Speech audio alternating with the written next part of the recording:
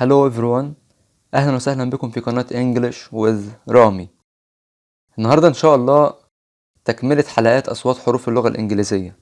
بس قبل ما نبدأ، لو أنت جديد وأول مرة تشوفنا ما تنساش تعمل سبسكرايب للقناة وتفعل الجرس علشان يوصلك كل جديد على القناة، وما تنساش تشوف باقي الفيديوز علشان تتابع معانا من الأول. أما لو كنت مشترك في القناة ما تنساش تعمل لايك للفيديو وتكتب لنا تعليقك في الكومنتس. يلا بينا، خلينا نبدأ.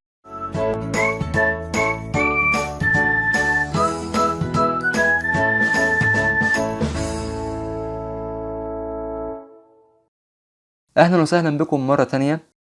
قبل ما نبدأ، لو كنت بتكتب في الكشكول جهز نفسك علشان تكمل كتابة أصوات باقي حروف اللغة الإنجليزية. نيجي على حرف الجي، بننطقه زي ج، زي كلمة job، jug.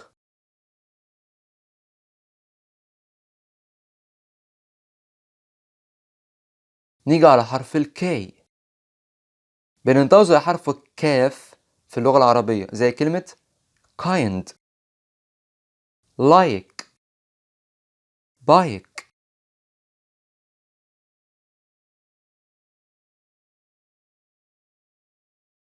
مش بننطق حرف الكي لما يكون بعده حرف ان، زي كلمة knee، knife، knock.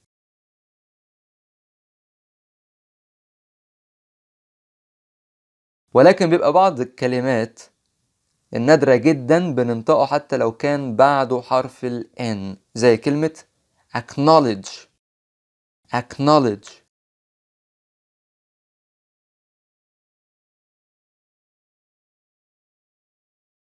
نيجي بقى على حرف ال L، ده بيبقى ليه صوتين.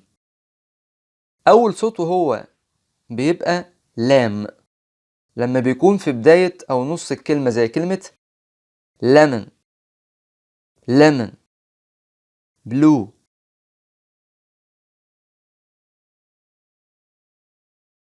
والصوت التاني بيبقى برضو لام، أو بيبقى زي حرف الواو الممدودة، زي كلمة apple، L، call.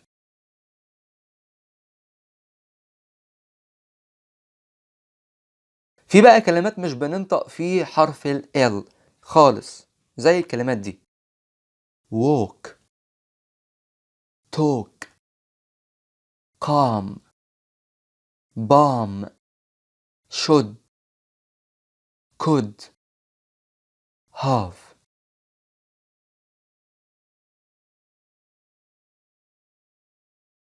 نيجي على حرف ال M، بننطقه زي حرف الميم في اللغة العربية، زي كلمة milk، come، monkey.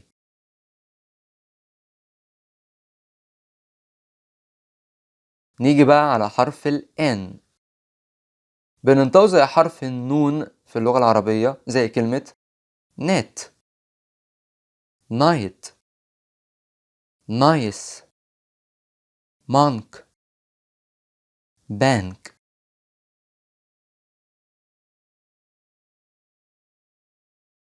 مش بننطقه نهائي لما يكون قبله مباشرة حرف ال M، زي كلمة ham،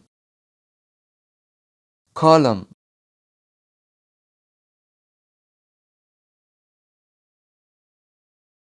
وبكده تكون حلقتنا خلصت النهاردة. أتمنى أكون قدرت أوضح لكم كل أصوات الحروف اللي خدناها النهاردة. أشوفكم على خير الحلقة القادمة. Goodbye.